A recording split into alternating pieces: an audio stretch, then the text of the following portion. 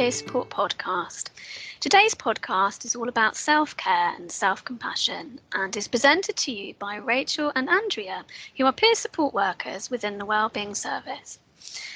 Today's podcast will cover: what are peer support workers, what is self-care and self-compassion, and sharing the peer support workers' lived experiences of using self-care and self-compassion in their recovery journeys. We hope that you come away from today's podcast with an understanding of what self-care and self-compassion are and how they are linked to recovery.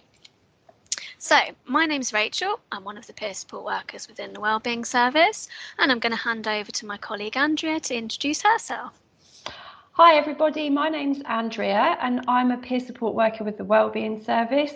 I've been in the role now for approximately 4 years. Thank you, Andrea. And I think I've been doing it for about 3.5 now. Doesn't time fly? So, Andrea, I guess we need to tell everybody what peer support is. Okay, so peer support is when you use your lived experience, and in our case, Rachel, it's mental health challenges, to support others that are going through similar experiences. We use our stories of mental health recovery to support others and give the idea that there is hope, a bit of light at the end of the tunnel.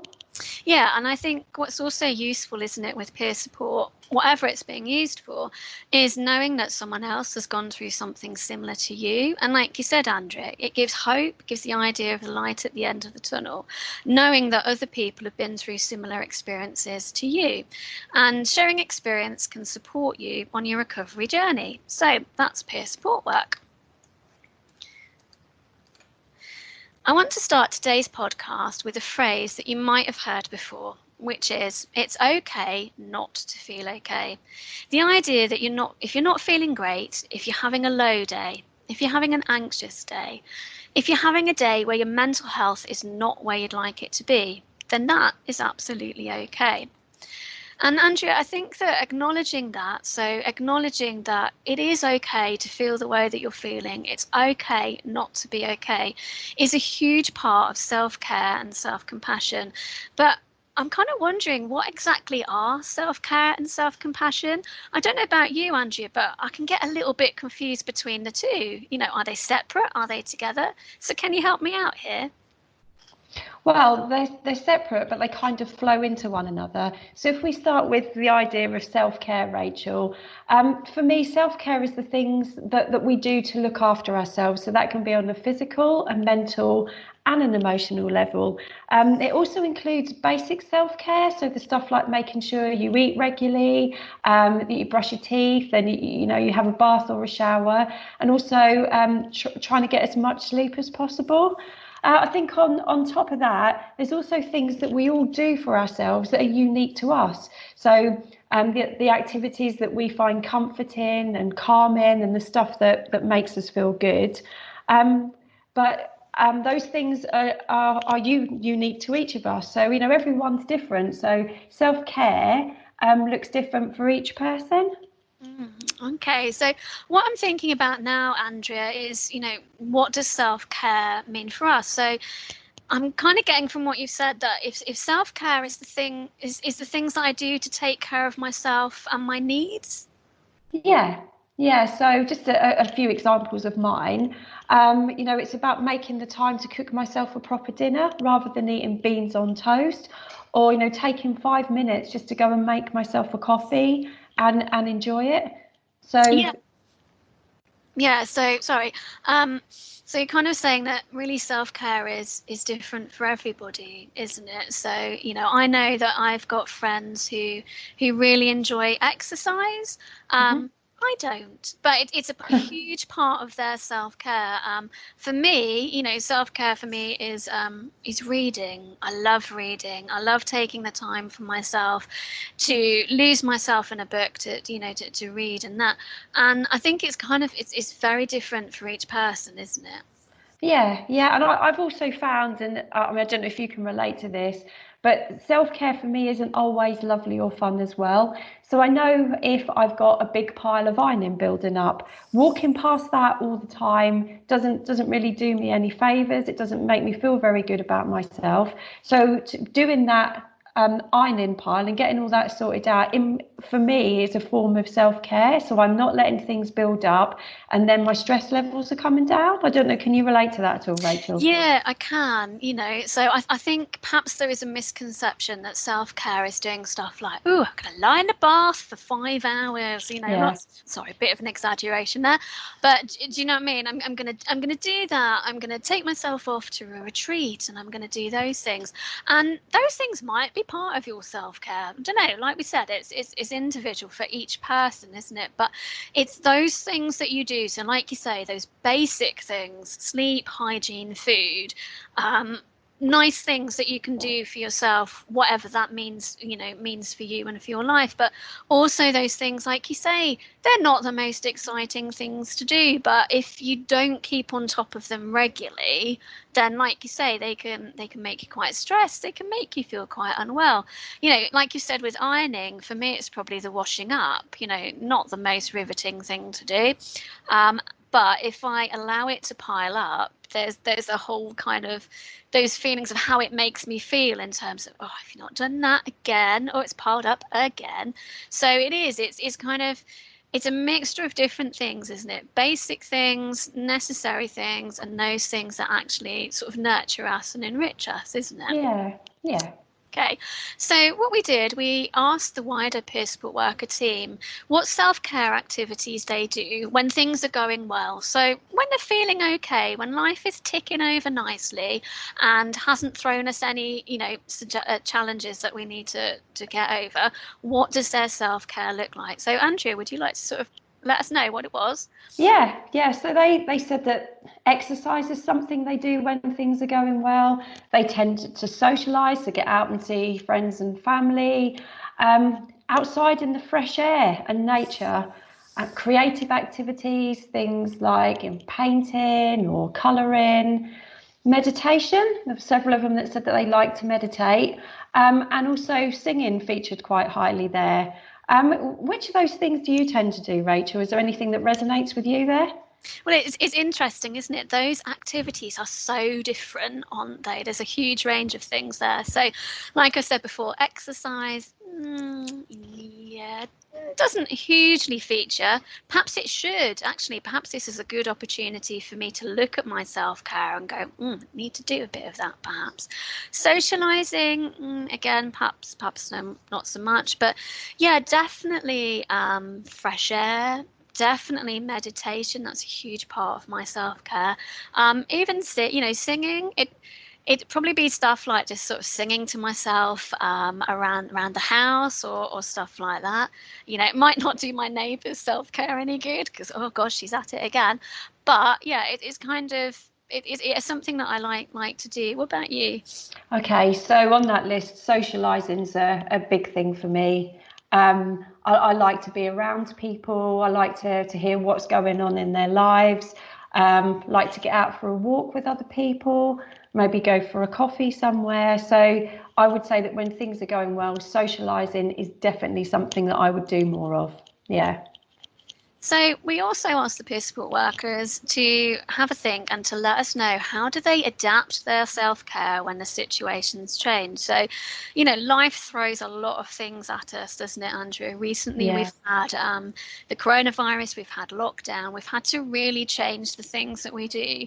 And part of good self-care is also being able to adapt and change what you're doing to your situation. So do you mind kind of sort of sharing, what kind of things they do when life is not going as okay as they'd like it to be? Yeah, I can, Rachel. So they said that they continue to do exercise, but as much as they're able. So that could be something like if maybe they used to go for a run in the mornings, things are not so great, maybe going for a walk instead. Planning things in for their downtime. So having stuff that they know that they're going to go and do. Watching positive and uplifting films and TV programs, so something that's going to give them a little boost. They increase their contact with their friends and family, find new ways to connect with people. So I guess that could mean that if you're a little bit anxious about going out, maybe sending someone a message on WhatsApp or something, so something a bit different. Trying something new, something completely new. something they've never tried before. Trying to eat more healthily, so being more conscious of what they're cooking, and also being kind to themselves, which is a big one, because we forget to do that, don't we? We're our own worst critics, and when things are not going great, I know I definitely come down on myself like a ton of bricks. And again, it's really interesting that those are different activities, aren't they? And it might just be little tweaks that you need to make to the things that you're already doing. So I noticed that, you've got continuing to exercise as much as able to. So I remember from the start of lockdown, you could only go out once a day. So it was, adapting to that situation, or lots of people would have exercised at home, wouldn't they, instead of doing what they would normally. And like you say, trying something new, or picking up something that, perhaps you've done previously that you haven't done for a while. So I know in lockdown, I was one of the many people doing lockdown knitting. I'd started a project ages ago prior to all of this happening. And you know what it's like, Andrea, you start something, you stop it. Well, I certainly do. And that gave me, when the situations changed like that, that gave me the opportunity to pick it up again, and and to finish it, and to have have a completed project there.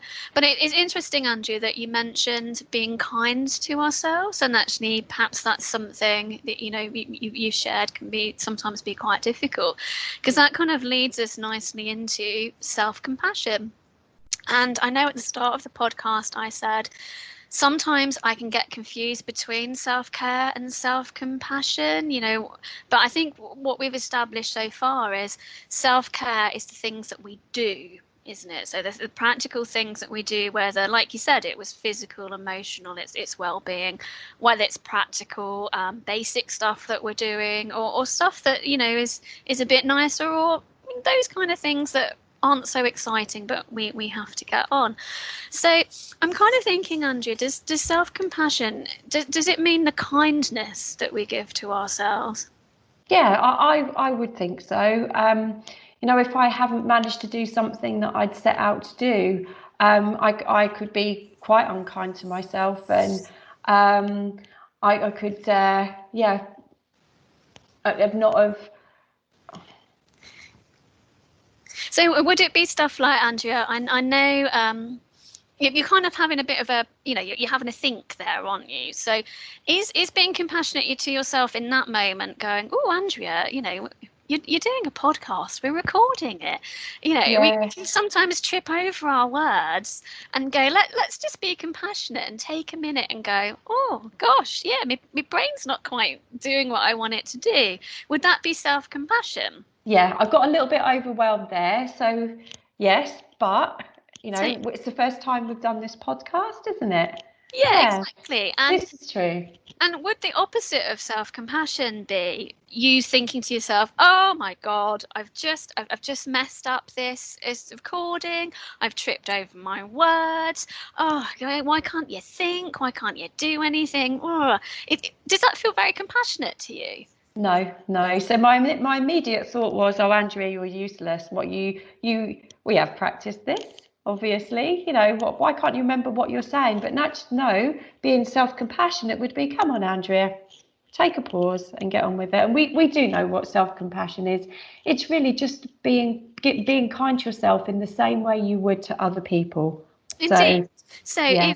if you were being a compassionate friend, so hopefully like I did there, and went, oh, Andrea, it's all right, okay, we're doing this. That's how you'd expect a friend to treat you, wouldn't it? Yes. If I then turned around and went, oh, for goodness sake, you've messed this up, you mess everything up, does that make you feel good, Andrea? If I do? No.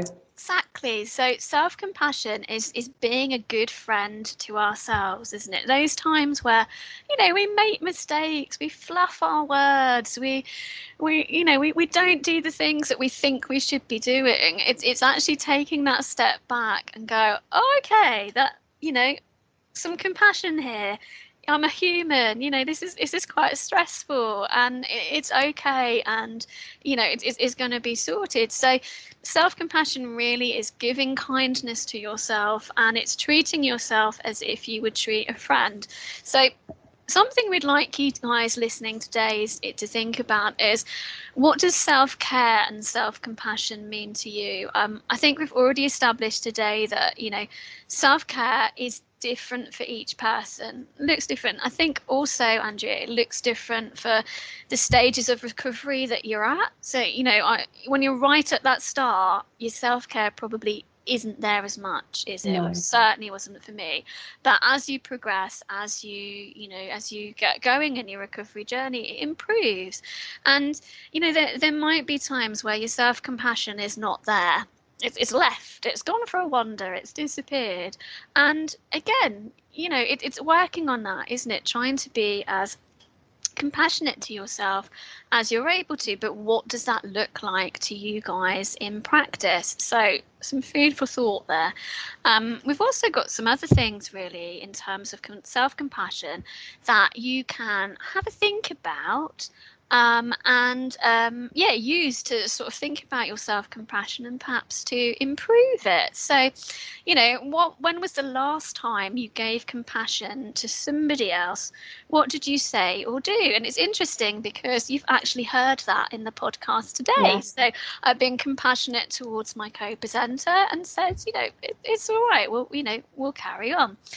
And I think that's actually possibly easier than thinking about when was the last time you gave yourself self-compassion. So what did you do? So I don't know about you, Andrew, but I'm now having a bit of a block, because I'm thinking, ooh, Rachel, when was the last time you were self-compassionate? Might need some bit of thinking time on that. Okay, well, I can give an example other than the one that everybody's just heard on this podcast. So this morning, I had planned to get up and I'd planned to do some exercises, but I woke up and I was really quite tired. And I thought, you know what, Andrea, just have another half an hour in bed and you can do your exercises tonight after work. Now, had I have not been compassionate to myself, I would have said something like, oh, you need to get up and do it, and you're being a bit slack, and you said that you were going to. But just by being kind to self-compassion, being kind to myself, I allowed myself that time to rest, and then I'll probably be more motivated after work. Yeah, and I think this is where, we find that self-care and self-compassion do go hand in hand a lot of the time. So that's a really good example, Andrea. Thank you for sharing that. You laid in bed and went, oh, now is not the time for me getting up to do that exercise. So I'm going to take that time to myself, so I'm going to be self-compassionate there. I'm not going to beat myself up and do all those different things. And actually then your self-care can come in place, where you can go, right, I'm not going to do it now, and I might not do the 10,000 steps that excuse me, that I might normally do, but actually what I'm going to do is 500, and I'm going to do those 500 later, and that's okay. And it's interesting, when you were saying that, I was trying to think about being self-compassionate towards myself, and something I've kind of started recently, when those thoughts appear that are not very self-compassionate, they're not very nice, they're not very kind, what I try to say to myself now is that thought helpful? Is that thought kind? The answer to that is generally both no, and then I can work on the stuff that's coming up from that, just to kind of stop myself getting stuck in those patterns of self-berating and stuff like that. And something we'd also might be useful to think about is, what could you do in the future to give yourself more self-compassion? So if at the minute self-compassion does not come easily to you, that's okay. Doesn't come easily to me. Does it come easily to you, Andrea? No. Exactly. No, it doesn't. I think we've probably established that it's actually easier to give somebody else compassion than it is to give yourself compassion. So, what could you do in the future to give yourself more self-compassion? It might not be something at the minute you even want to think about because you're not in the right place to be doing that. But, just kind of having a think, well, how can I do this a little bit differently? What would that look like for me? So we're coming to the end of today's podcast. Thank you for joining us. And we just want to bring everything all together. So today we've talked about self-care and self-compassion and what they mean to us. We've shared the peer support worker lived experience examples of using self-care and self-compassion and how we develop these practices when our situation changes. Our next podcast will be looking at the wellness action plans as a recovery support tool. And you can find more information on the self-care resources in today's podcast notes. Now, if you're listening to this today and you're not currently having treatment within the Wellbeing Service, but you think that might be something that would be beneficial for you, you can self-refer to the Wellbeing Service, and you can do so on our website or over the telephone. If you're currently having treatment within the Wellbeing Service and would like to have peer support, then please do speak to your therapist who can make the referral for you. Andrea and I would like to thank you for listening to us today and hope that you can join us again for our next podcast, which will be on the subject of wellness action plans as a tool to support recovery. So I'll say goodbye now. Goodbye. And I'll also say goodbye, and thank you very much for tuning in. Yeah, thank you. Bye. Bye.